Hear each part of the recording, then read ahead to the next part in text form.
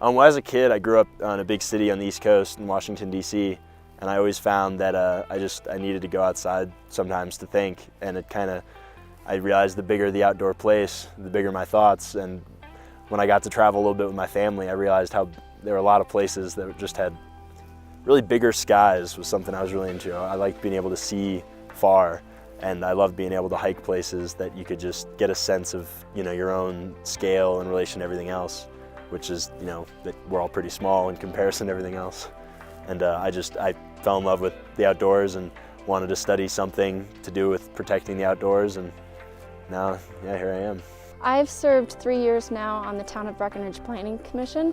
and that has really inspired me to pay more attention to the environment, to the urban development around us, and the fact that humans make a huge impact on the earth.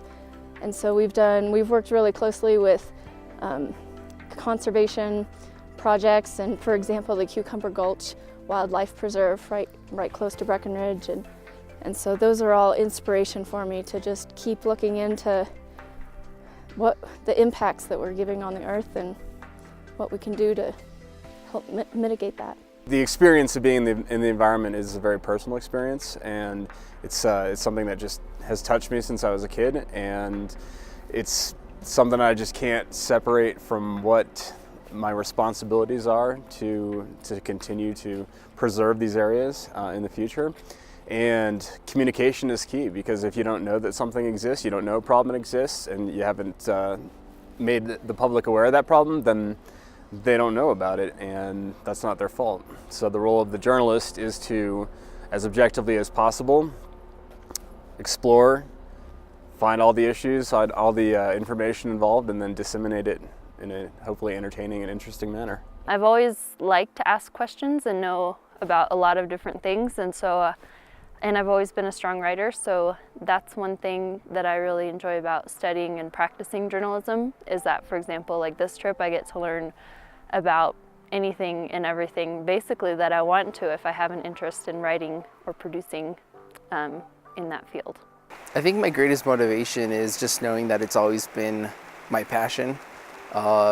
Just living in Colorado has been amazing, and I kind of think of it as a coincidence that I ended up living here.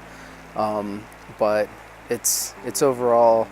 just motivating just to see views like this, to go outdoors, and just to actually feel what it's like to be out there and experience unique emotions.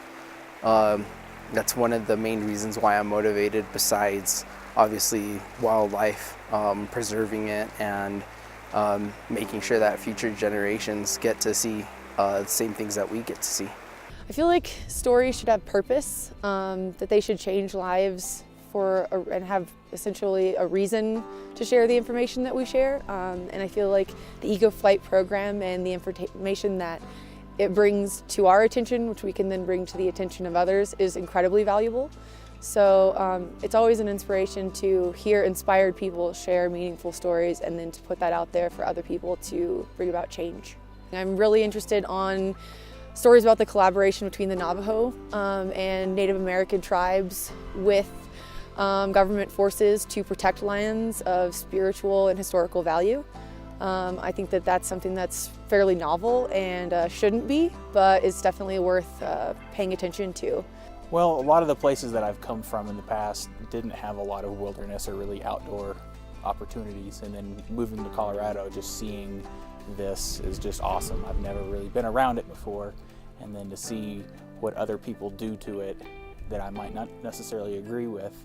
to be able to learn everybody's side of the problem or issues or whatever,